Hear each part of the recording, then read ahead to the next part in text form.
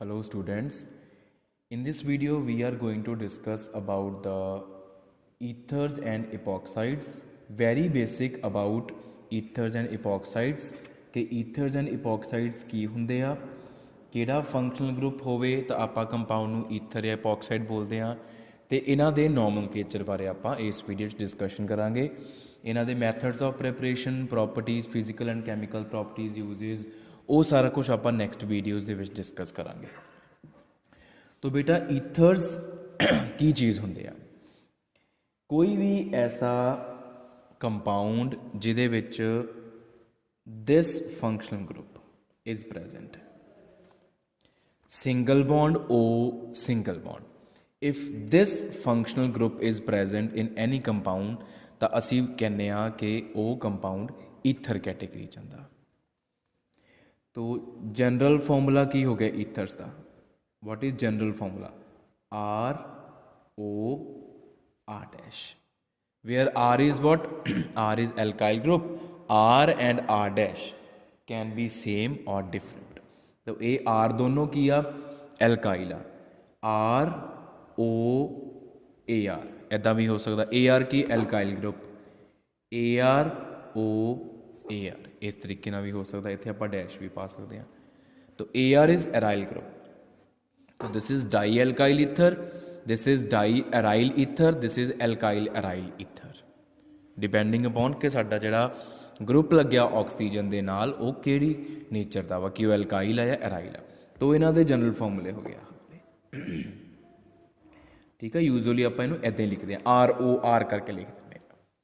तो for example CH3OCH3, this is an ether. CH3OCH2CH3, this is also an ether. CH3O एक पास इतने benzene ring लग गई, this is also an ether. Benzene O benzene, this is also an ether. तो ये सारे ethers आ बेटा। ठीक है, तुहानूं एग्जाम्पल्स दसियां ईथर्स दी भी ये इस तरह के होंगे आ। हुण ये तो हो गए साडे कोल ईथर। हुण ईथर अगों फरदर आप कह दें कि सिमेट्रिकल भी हो सकते हैं, अनसिमेट्रिकल। सिमेट्रिकल ईथर किहड़े आ? जिहदे च दोनों एल्काइल सेम होणगे, जिद्दां आ वाला, दिस इज सिमेट्रिकल ईथर। ते अनसिमेट्रिकल ईथर जिहदे च दोनों एल्काइल डिफरेंट होणगे, आ अनसिमेट्रिकल ईथर आ भी अनसिमेट्रिकल ईथर आ, दिस इज सिमेट्रिकल ईथर। तो अगर दोनों ग्रुप्स सेम लगे ऑक्सीजन के अराउंड तो सिमेट्रिकल, जो दोनों डिफरेंट आ तो अनसिमेट्रिकल ईथर हो गया। तो बेटा जी आप एग्जाम्पल्स लिखियां, they are acyclic ethers. Acyclic ethers, acyclic means they are open chain ethers. What are cyclic ethers? Cyclic ether बेटा हुंदे आ कि जिहड़ी ethereal oxygen is a part of a closed chain या closed ring in the molecule। Molecule दे विच जिहड़ी ethereal oxygen आ वाली ऑक्सीजन अगर वो क्लोज रिंग का पार्ट होवे तो इहो ਜਿਹੇ ਜਿਹੜੇ ईथर्स आ बेटा उन्हां नूं असीं बोलते हैं cyclic ethers. They are cyclic ethers. जिद्दां फॉर एग्जाम्पल CH2 आ ऑक्सीजन लगी है। हुण देखो, try to find out the functional group. आ चीज़ आ देखो, single bond O single bond, single bond O single bond. जे आ वाला बॉन्ड ना हुंदा, if this bond were not present here, अगर आ बॉन्ड ना हुंदा, इत्थे भी CH3 हुंदा, इत्थे भी CH3 हुंदा, तो फिर वो आ वाला ईथर होना सी। ठीक है, आपां की आ क्लोज करता, क्लोज चेन बन गई और चेन का पार्ट, क्लोज्ड रिंग का पार्ट ऑक्सीजन आ, तो एक साइक्लिक ईथर आ। ठीक है, CH2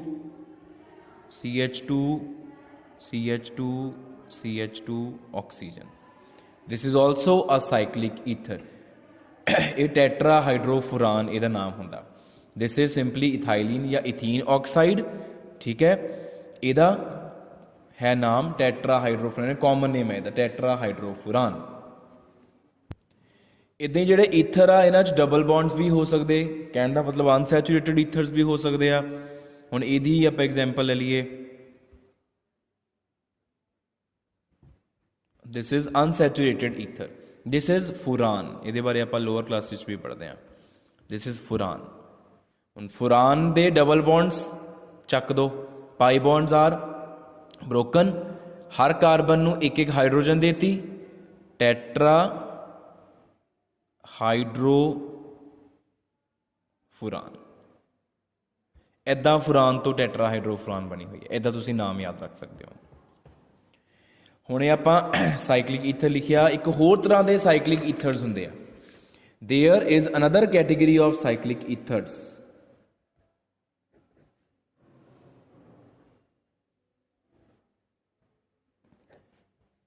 which are called crown ethers. हुण वो क्राउन ईथर्स की चीज़ हुंदे आ, वॉट आर क्राउन ईथर्स? तो crown ethers are the cyclic ethers in which the size of closed ring is very large, the ethereal oxygen is part of that closed ring, and there are 4 or more ethereal oxygen atoms।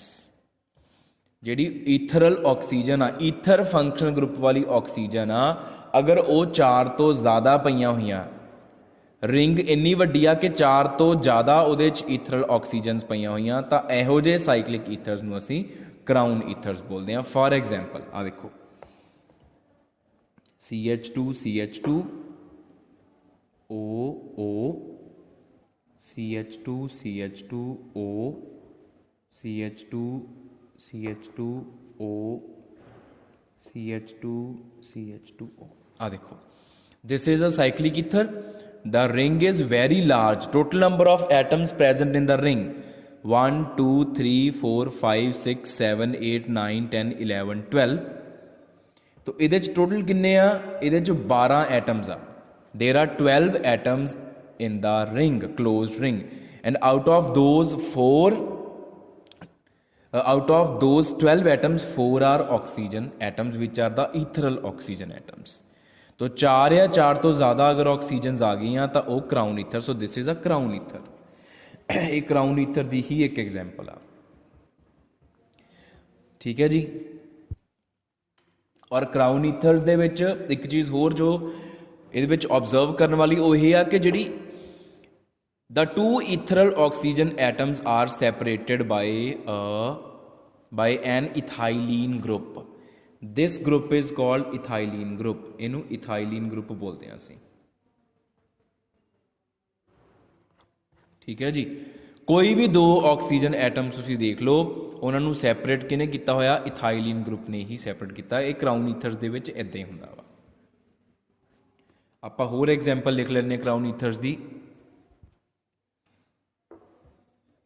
CH2 oxygen, CH2 oxygen,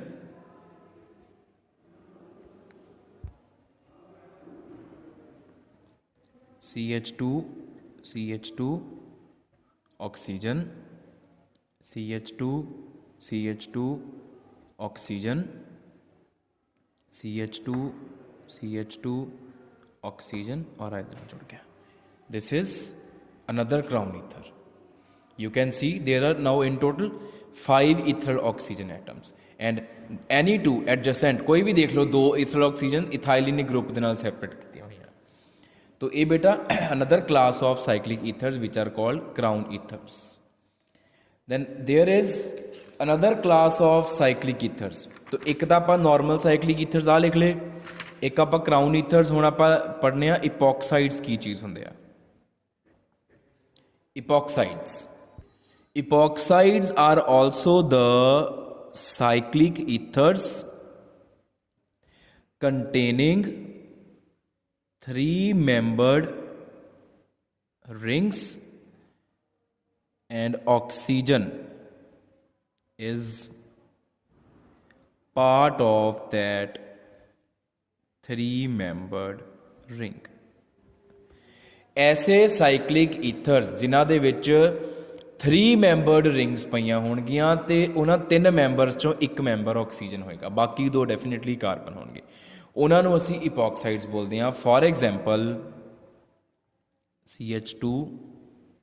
CH2 ਔਰ ਇੱਥੇ oxygen. This is the simplest example of epoxide. ਇਹਨੂੰ ਅਸੀਂ ਇਥੀਨ oxide ਬੋਲਦੇ ਹਾਂ, ਆਪਾਂ naming ਬਾਅਦ 'ਚ ਕਰਦੇ ਹਾਂ।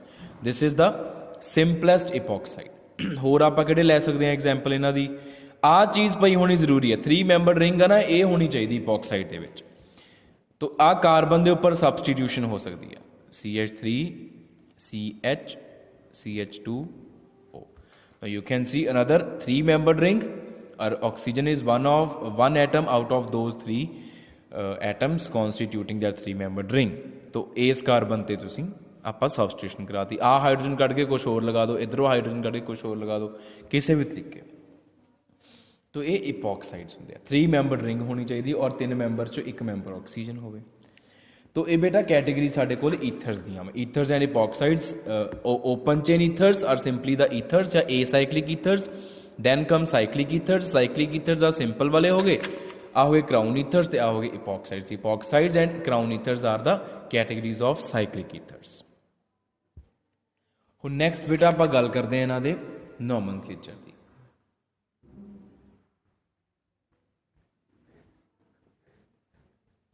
Now, if we talk about the acyclic ethers,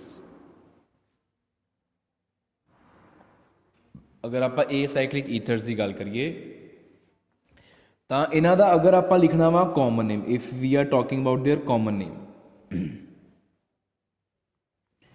the common name is alkyl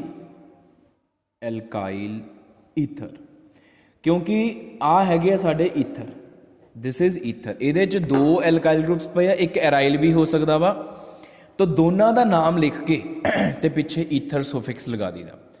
हुण दोनों का नाम किद्दां लिखना? अल्फाबैटिकली। अल्फाबैटिकली मान लो आ मिथाइल आ इथाइल आ, क्योंकि इथाइल अल्फाबैटिकली मिथाइल तो पहला आऊगा, तो उस हिसाब नाल एल्काइल ग्रुप का जिहड़ा नेम लिखना पाए ते वो अल्फाबैटिकल ऑर्डर च लिखीदा वा। It is written in alphabetical order. तो for example we have CH3O CH2 CH3। तो आ है मिथाइल ग्रुप, आ है इथाइल, तो it will B ethyl methyl ether. इसका नाम होगा इथाइल मिथाइल ईथर।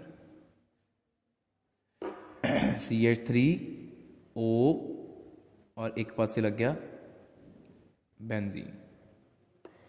हुण ये बेंजीन एज अ ग्रुप आया, तो जो बेंजीन एज अ ग्रुप आ जाए उसका नाम होंदा फिनाइल, नॉट बेंजाइल। इत्थे यूजअली स्टूडेंट्स कन्फ्यूज हो जाते हैं। Benzene as a group, as a substituent, as a side chain, side group is named as phenyl. तो आ P तो स्टार्ट होंदा फिनाइल, आ मिथाइल M तो alphabetically it is methyl which will be written first methyl phenyl ether. CH3 CH2O CH CH3, इत्थे भी लग गया CH3। हुण आ ग्रुप हैगा इथाइल और आ 3 कार्बन वाला प्रोपाइल, लेकिन ये प्रोपाइल नहीं है। This is not N propyl. Why it is not N propyl? क्योंकि N प्रोपाइल दे विच जिहड़ी प्रोपाइल चेन आ वो जिहड़ी उहदी लिंकेज आ वो एंड तो होनी चाहिए आ, from any of the 2 extreme ends, लेकिन ये सेंटर चो आ linkage. So it is isopropyl. Its name is isopropyl. तो it starts from I and it starts from E। तो वैसे अल्फाबैटिकल ऑर्डर के हिसाब नाल इथाइल फिर हुण आपां पहला लिखांगे।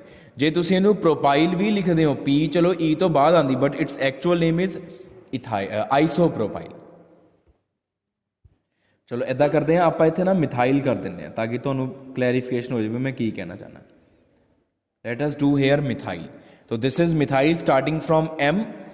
This is propyl. अगर तुसीं इहनूं प्रोपाइल लिखते हो तो P जिहड़ी आ M तो बाद आंदी आ, फिर तुसीं लिखोगे methyl propyl, but it is not simply the propyl, it is isopropyl. So ये I तो स्टार्ट होंदा, तो it is isopropyl methyl ether, क्योंकि हुण I M तो पहला आंदा है। तो इन्हां दी कॉमन नेमिंग है। Now IUPAC naming. IUPAC name is alkoxy alkane. Alkoxy alkane दो एल्काइल ग्रुप्स आ। ਜਦੋਂ ਤੁਸੀਂ IUPAC ਨੇਮਿੰਗ ਕਰਨੀ ਆ ਤਾਂ ਆਪਾਂ ਕੀ ਕਰਦੇ ਆ, ਦੋਨਾਂ ਦੇ ਵਿੱਚੋਂ ਇੱਕ ਐਲਕਾਈਲ ਗਰੁੱਪ ਨੂੰ ਆਕਸੀਜਨ ਅਸੀਂ ਦੇ ਕੇ ਤੇ O ਤੇ R ਨੂੰ ਇਕੱਠਾ ਮੰਨ ਲੈਂਦੇ ਆ।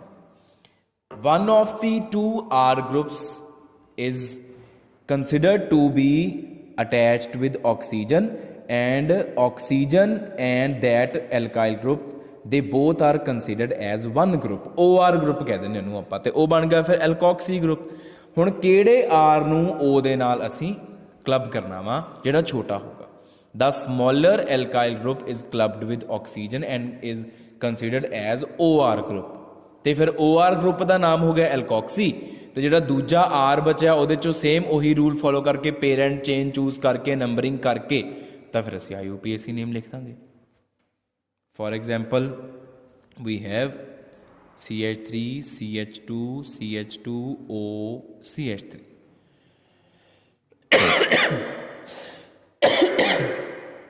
ਹੁਣ ਇਹਦੇ ਚ ਦੇਖੋ ਆ ਹੋ ਗਿਆ ਪ੍ਰੋਪਾਈਲ ਗਰੁੱਪ ਜਿਹੜਾ ਵੱਡਾ ਵਾ, ਆ ਹੋ ਗਿਆ ਮਿਥਾਈਲ ਗਰੁੱਪ ਜਿਹੜਾ ਛੋਟਾ ਵਾ। तो मिथाइल ग्रुप ਨੂੰ O ਨਾਲ ਕਲੱਬ ਕਰਤਾ ਔਰ ਇਹਨੂੰ ਮੰਨ ਲਿਆ ਅਸੀਂ ਸਬਸਟੀਟੂਐਂਟ, ਔਰ ਇਹਦੇ ਚੋਂ ਅਸੀਂ ਪੇਰੈਂਟ ਚੇਨ ਚੂਜ਼ ਕੀਤੀ ਵੱਡੇ ਵਾਲੇ ਚੋਂ, ਫਿਰ ਇਹਦੀ ਨੰਬਰਿੰਗ ਕੀਤੀ ਕਿਉਂਕਿ ਹੁਣ ਦਿਸ ਇਜ਼ ਸਬਸਟੀਟੂਐਂਟ ਤੇ ਸਬਸਟੈਂਟ ਇਧਰੋਂ ਨੇੜੇ ਪੈ ਰਿਹਾ 1 2 3, ਔਰ ਇਹਦਾ ਨਾਮ ਕੀ ਬਣਿਆ, ਆ ਹੈ ਮਿਥਾਈਲ। ਜਦੋਂ ਮਿਥਾਈਲ O ਨਾਲ ਲੱਗ ਗਿਆ ਉਹ ਬਣ ਗਿਆ ਮਿਥੋਕਸੀ, 1 ਮਿਥੋਕਸੀ प्रोपेन। तो 1 चाहे लिखो चाहे ना लिखो अंडरस्टूड ही होंदा हो। This is methoxy propane. ठीक है, होर एग्जाम्पल्स करते हैं आप। CH3 CHO CH2 CH3 CH2 CH3।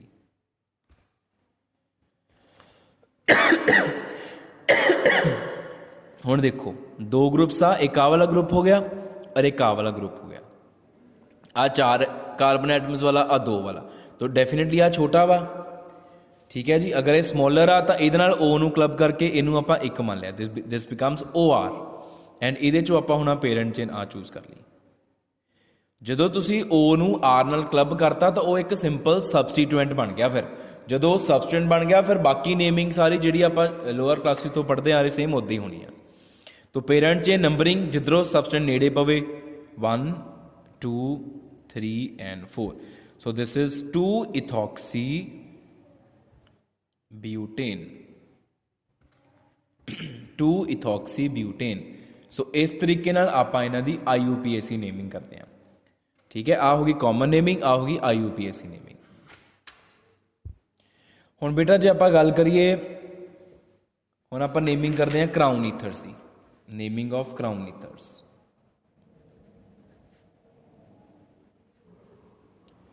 तो ਜਿਹੜੀਆਂ ਆਪਾਂ ਐਗਜ਼ਾਮਪਲਸ ਲਿਖੀਆਂ ਸੀ ਮੈਂ ਤੁਹਾਨੂੰ ਉਹਦੇ ਤੋਂ ਹੀ ਨੇਮਿੰਗ ਕਰਕੇ ਦਿਖਾਉਂਗਾ। ਆ ਦੇਖੋ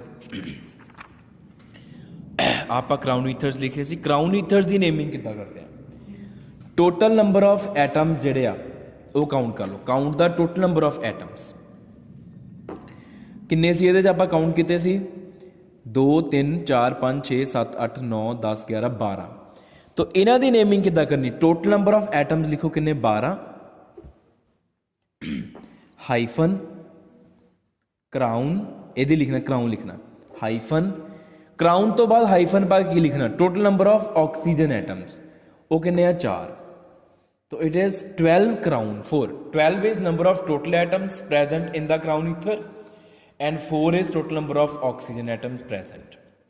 हुण इहदा नाम किद्दां लिखांगे, total number of atoms count कर लो 2 4 6 8 10 11 12 13 14 15 15 15 क्राउन और 15 चो ऑक्सीजन किन्ने आ 5 5 15 क्राउन 5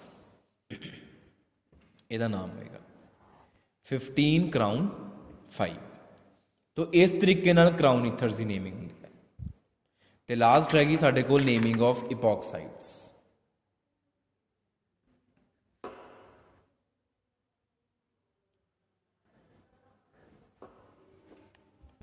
ਹੁਣ ਇਪੋਕਸਾइड्स ਦੀ ਨੇਮਿੰਗ ਵਾਸਤੇ ਇਪੋਕਸਾइड ग्रुप की आ, this is epoxide group, this is the general formula for epoxide. ठीक है,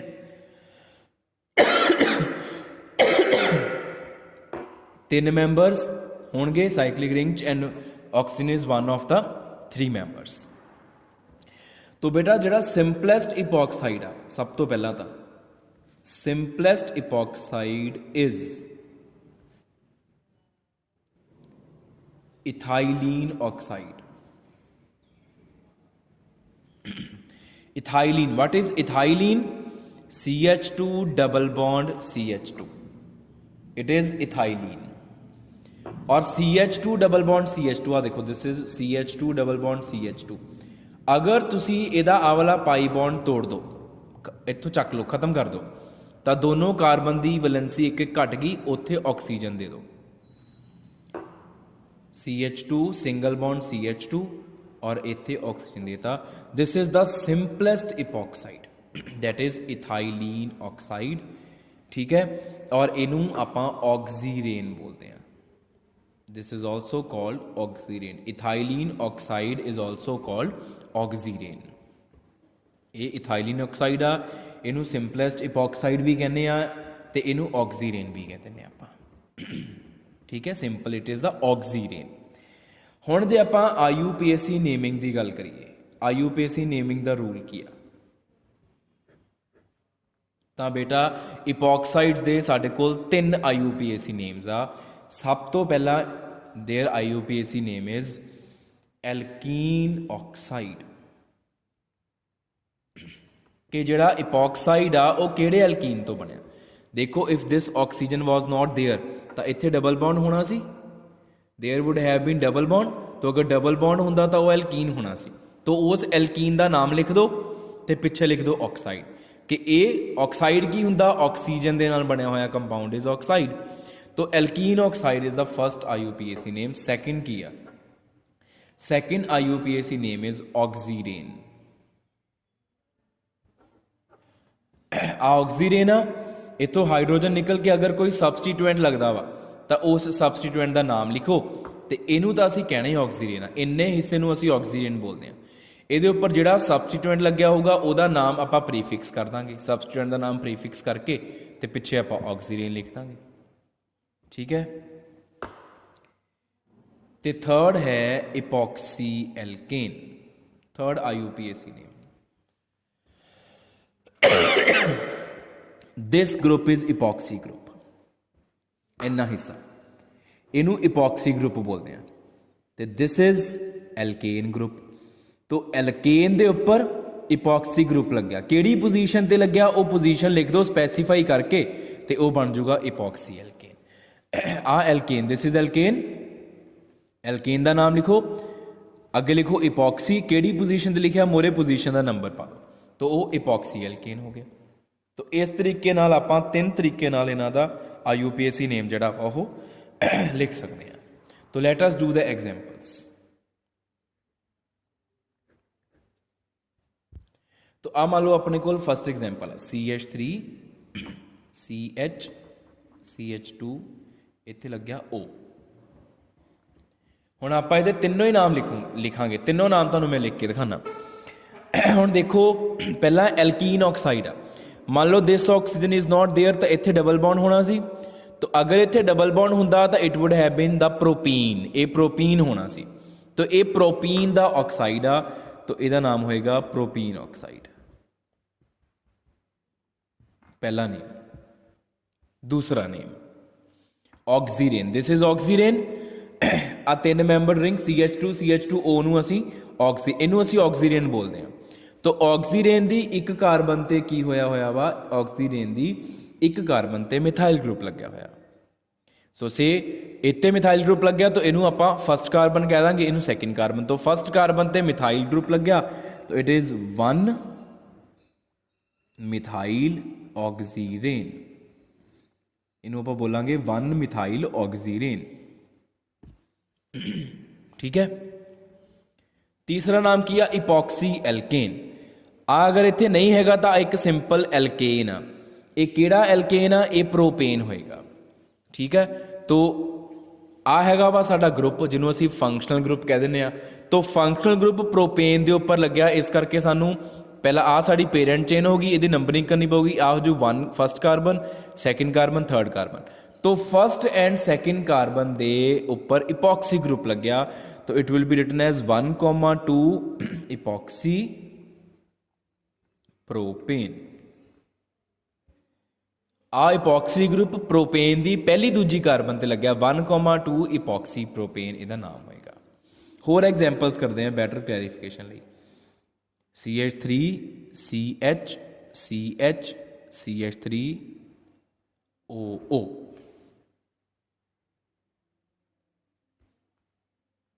ठीक है जी, हुण इहदा फस्ट तरीके नाल नाम लिखते हैं आपां। This is first name is alkene oxide. तो अगर आ इत्थे नहीं हैगा तो इत्थे डबल बॉन्ड आ, अगर इत्थे डबल बॉन्ड आ तो यह हैगा आ 2 ब्यूटीन। 1 2 3 4 या 1 2 3 4 सैकेंड कार्बन तो बाद इत्थे डबल बॉन्ड होएगा, ब्यूट 2 इन होएगा या 2 ब्यूटीन होएगा। तो यह है 2 butene oxide, it will be named as 2 butene oxide. दूसरा नेम की आ ऑक्सीरेन। तो इन्ना हिस्सा ऑक्सीरेन आ, ते ऑक्सीरेन दी फस्ट एंड सैकेंड दोनों कार्बन ते मिथाइल ग्रुप लग्या 1,2 डाई मिथाइल ऑक्सीरेन। ते तीसरा नाम इपॉक्सी एल्केन। अगर इत्थे नहीं हैगा तो आ सिंपल एल्केन आ और ब्यूटेन आ। और अगर ये ब्यूटेन आ गई first carbon, second carbon, third carbon, fourth, चाहे इधरों नंबरिंग कर लो, सैकेंड एंड थर्ड कार्बन ते केड़ा ग्रुप लग गया इपॉक्सी। तो it is 2,3 epoxy butane. 2,3 epoxy butane. एक एग्जाम्पल होर कर लेने फॉर क्लैरिफिकेशन। से वी हैव